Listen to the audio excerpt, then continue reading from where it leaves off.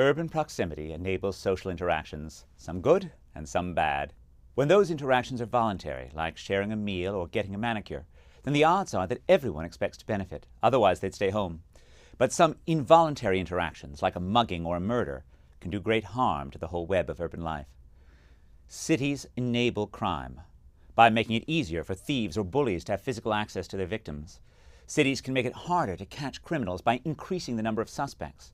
In a classic British murder mystery set in perhaps a country estate, the clever detective need only sort out the motives and whereabouts of a handful of potential perpetrators. If Hercule Poirot had tried to solve a mystery in a teeming London slum, then the number of suspects would be vast, and finding the culprit might exceed the limits of even his numerous little grey cells. For millennia, cities have paid for law enforcement professionals to keep city streets safe. Indeed, the connection between police and cities is so deep that the very word police has its roots in the Greek word polis, which means city. Law itself is not a particularly urban thing. The English common law evolved for centuries, focusing on the problems of protecting property rights for rural land. But paying for professional police only makes sense when they are protecting enough people. Police are essentially a fixed cost that needs to be shared, and sharing that cost requires sufficient scale. Preventive patrolling only makes sense when enough people are being protected to justify the costs of the patrolman's time. Ancient Athens had something of a police force. 300 Scythian slaves, specialized archers, kept order. This was a pretty small number relative to Athens' population, which may have exceeded 300,000 by 430 BC.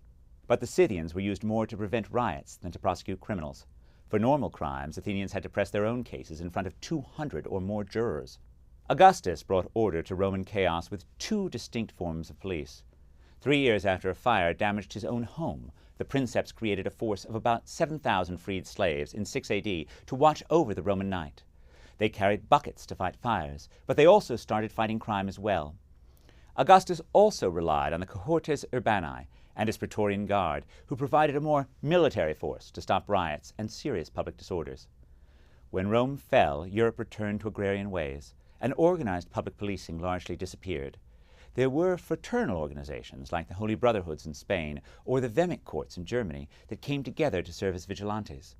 Towns might also have night watchmen, armed primarily with a rattle to raise the hue and cry in the event of a disturbance. The watchman might serve under a constable, but he was a local official, not a patrolling policeman. Wealthy private individuals, such as merchants or powerful clerics, might also hire their own armed guards. France is typically credited with being the birthplace of modern policing. King Francis I instituted a roving military police meant chiefly to check the plundering of his own soldiers. King Louis XIV centralized the French police force in 1666, and his police would be particularly focused on Paris. By the 18th century, Paris would have over 1,000 policemen, and one police chief boasted to Louis XV that whenever 3 people speak to one another on the street, one of these will be mine, suggesting the repressive political role that police would also play during the Bourbon monarchy. The English feared that oppressive power, and so it wasn't until 1829 that Parliament passed the Metropolitan Police Act to provide a modern police force for London. English police have been known as both bobbies and peelers, after Sir Robert Peel, who introduced the act. Fears of police abuse have long kept English police lightly armed, carrying only clubs, rather than the revolvers and automatic weapons that became the norm both on the continent and in the more dangerous United States.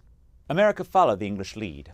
In 1838, Boston instituted its police force, which was organized into the Boston Police Department in 1854. New York City organized its own police department in 1845. Just as in many developing world cities today, America's 19th century police forces were consistently accused of corruption. Laws would be flouted, and payments would be made to police officers to turn a blind eye. Some of the payments to individual policemen would work their way up the system and end up enriching the coffers of political machines, such as Tammany Hall. Reformers would consistently try to fix the system, and some reforms did actually occur, especially when state legislatures were politically opposed to local leaders. In 1857, New York's overwhelmingly Republican state legislature decided to disband New York City's corrupt municipal police force that served its Democratic mayor, Fernando Wood, and to replace it with a metropolitan police force that would be led by a former Whig congressman. Wood initially refused to disband his municipal police, even after the state Supreme Court ruled against him. The Metropolitan Police then attempted to take over City Hall, but the municipals fought back in what became known as the Great Police Riot.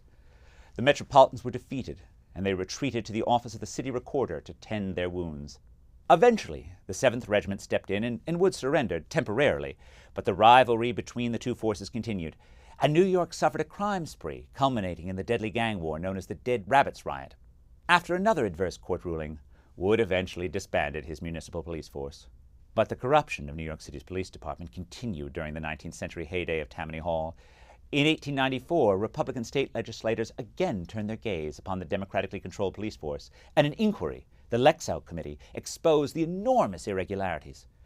Alexander Williams, known as Clubber because of his strong-arm tactics, was a particular target of the investigation. When Williams was appointed to the city's West 13th Street station in 1876, he relished the opportunities for extracting bribes from the abundant saloons and brothels nearby. He famously said, "I've been having chuck steak ever since I've been on the force, and now I'm going to have a bit of tenderloin." Henceforth, the neighborhood would be known as the Tenderloin District. When the Lexow Commission wondered at how Williams could afford his Coscomp estate and his yacht, Clubber explained that he had earned his great wealth by speculating in Tokyo real estate. The Lexow Committee's revelations led to the election of a reforming mayor, William Strong, who appointed the young Teddy Roosevelt to be a police commissioner.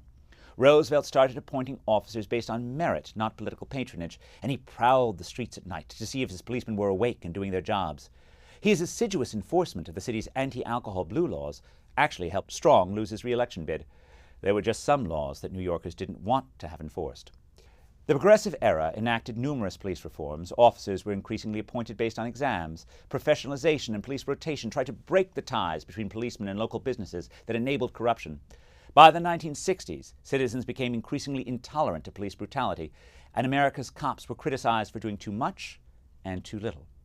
As crime rates surged during the 1970s, many observers thought that social policies, not police, were the solution.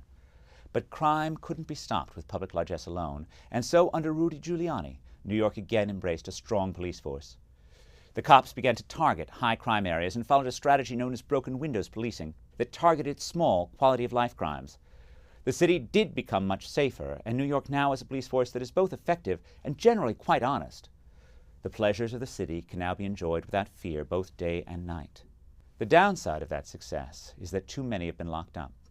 Thousands were imprisoned for minor offenses, and ordinary New Yorkers chafed under strong-arm tactics like stop and frisk. The task of making city streets safe is only half finished. Crime is a fraction of what it was, but we have not yet figured out how to fight crime without imprisoning thousands of young men.